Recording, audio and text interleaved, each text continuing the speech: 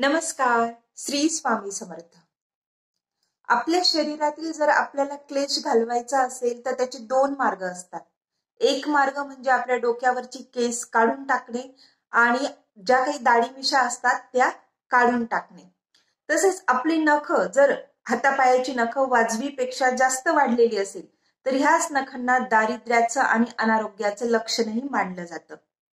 परंतु हीच नख जर आपण गुरुमाऊलींनी सांगितलेल्या प्रयोगानुसार कापली तर ह्याच नखांपासून आपल्याला काही फळही मिळते.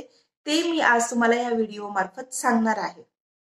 आता ही जी नख कापायची आहे आपल्याला ती 5 वार सलग कापायची आहे.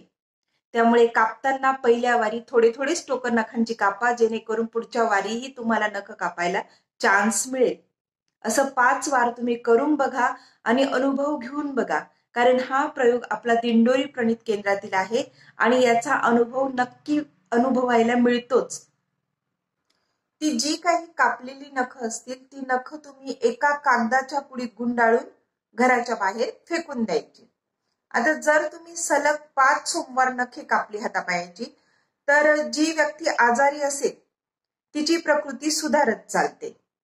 जर सलग 5 मंगळवार हातापायांची नखे कापली तर अचानक पैसे मिळतात, वसुली होते, दारिद्र्यता कमी होते. जर सलग 5 बुधवार हातापायांची नख कापली तर बऱ्याच दिवसानंतर तुम्हाला ज्या व्यक्तीचा निरोप मिळालेलाच नाहीये अशा व्यक्तीचा तुम्हाला निरोप मिळतो.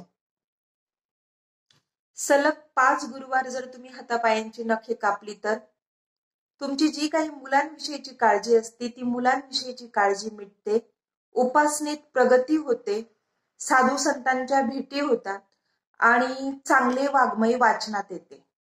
सलग 5 शुक्रवार जर तुम्ही नख कापली तर अविवाहितांचे विवाह ठरतात, कुलदेवतेची कृपा होते आणि मुलींविषयीची जी काही पालकांच्या मनात चिंता असते ती चिंता मिटते.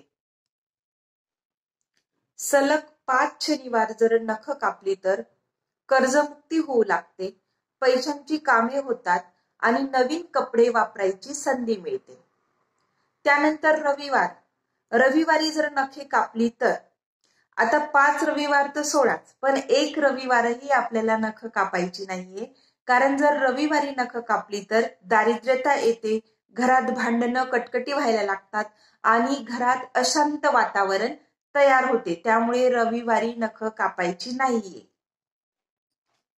ही सगळी नख कागदाच्या पुडीत बांधून घराबाहेर फेकून द्यायची आहे. ही गोष्ट साधी वाटते परंतु आश्चर्यकारक अनुभव देणारी आहे.